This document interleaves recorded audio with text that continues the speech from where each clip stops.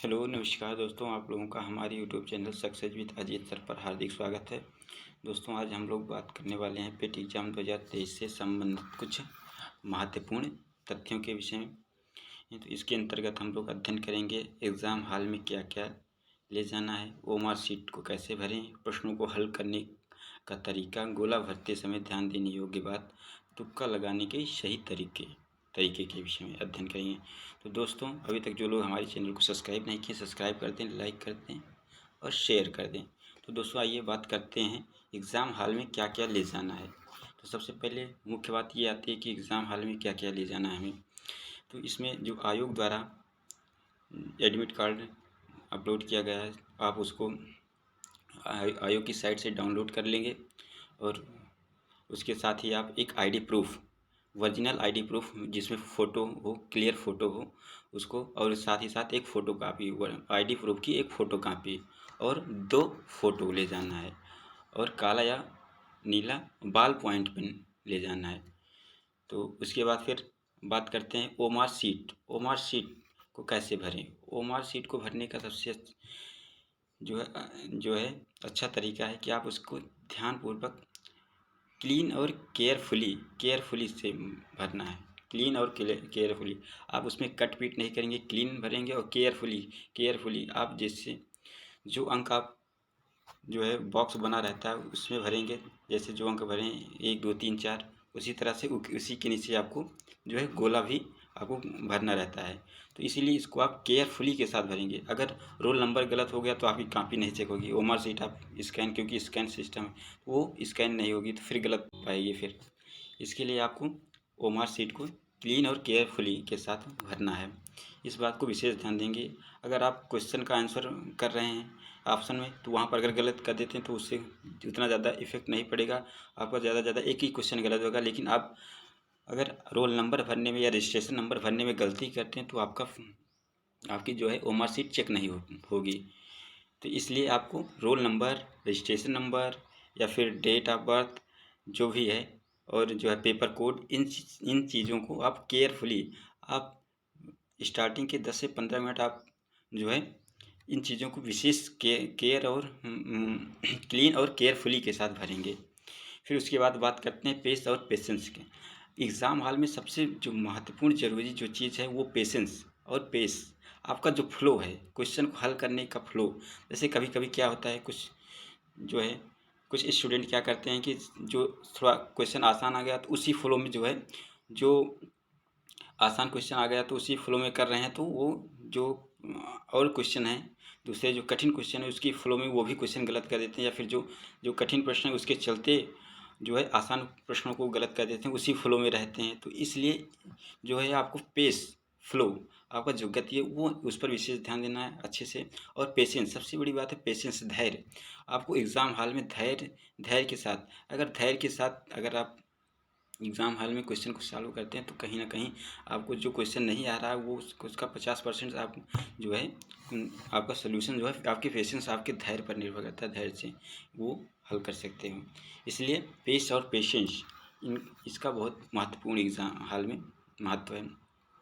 फिर उसके बाद बात करते हैं प्रश्नों को हल करने का तरीका। प्रश्नों को हल करने का क्या तरीका है, कैसे प्रश्नों को हल करें। आसान और कठिन प्रश्न के विषय में, कुछ प्रश्न आसान, कुछ कठिन होते हैं, कुछ मॉडरेट टाइप के होते हैं। 3 टाइप के क्वेश्चन आते हैं एग्ज़ाम में। तो आसान प्रश्नों को दोस्तों, अगर किसी का सिलेक्शन नहीं होता है, किसी एग्ज़ाम में नंबर कम आते हैं, तो इसका मतलब उसने आसान क्वेश्चन को गलत किया।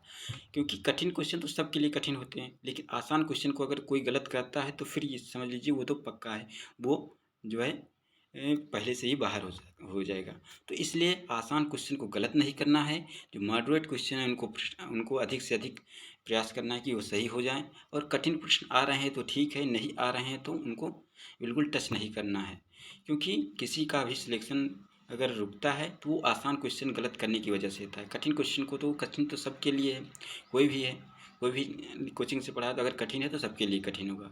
तो कोई भी व्यक्ति जो है कठिन प्रश्नों की वजह से बाहर नहीं होता है किसी भी एग्ज़ाम में। तो इस चीज़ का विशेष ध्यान दें कि कठिन और आसान प्रश्नों को कैसे हल करना है। फिर उसके बाद बात करते हैं गोला भरते समय ध्यान देने योग्य बात। ये मोस्ट इम्पॉर्टेंट है। आप प्रश्नों को आप हल किए, ऑप्शन कौन सा ऑप्शन, ए ऑप्शन सही है, बी ऑप्शन सही है, सी ऑप्शन सही है, इस चीज़ को विशेष ध्यान देना है। पता चला क्या करता है, बहुत बहुत स्टूडेंट क्या करते हैं, वो क्वेश्चन को हल करते चले जाते हैं, पहला बी सी हल करके चले गए, उसको टिक लगा लिए क्वेश्चन पेपर में, बाद में ओमर सीट को भरते हैं।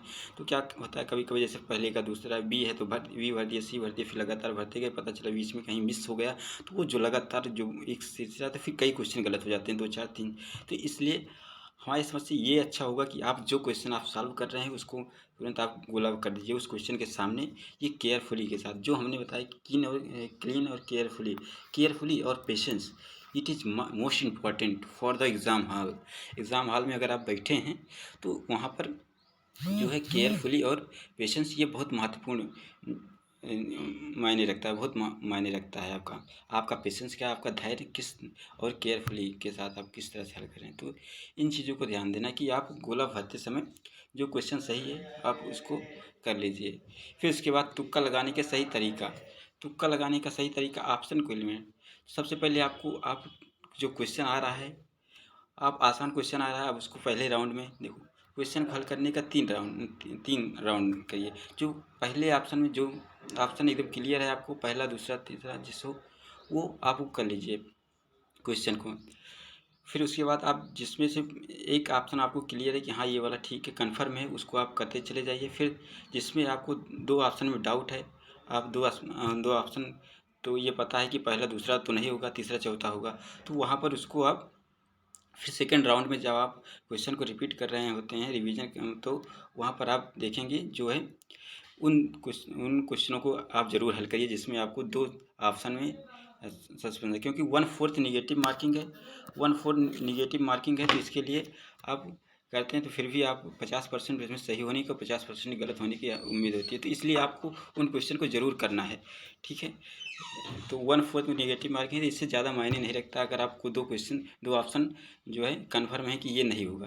तो ये सबसे अच्छा तरीका है कि ऑप्शन को एलिमिनेट करके हल करने का जो है क्वेश्चन का, ये अच्छा तरीका है।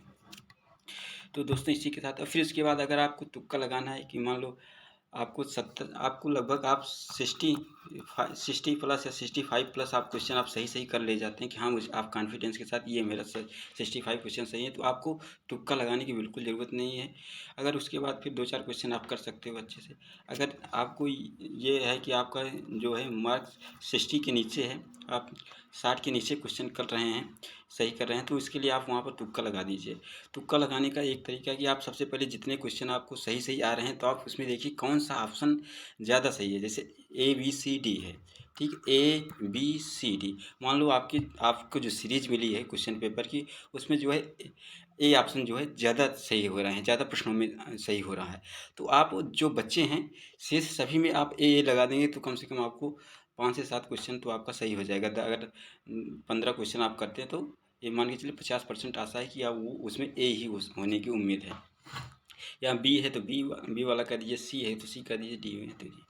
तो दोस्तों इसी के साथ ये कुछ जानकारी रही आपको पेटी एग्ज़ाम से संबंधित।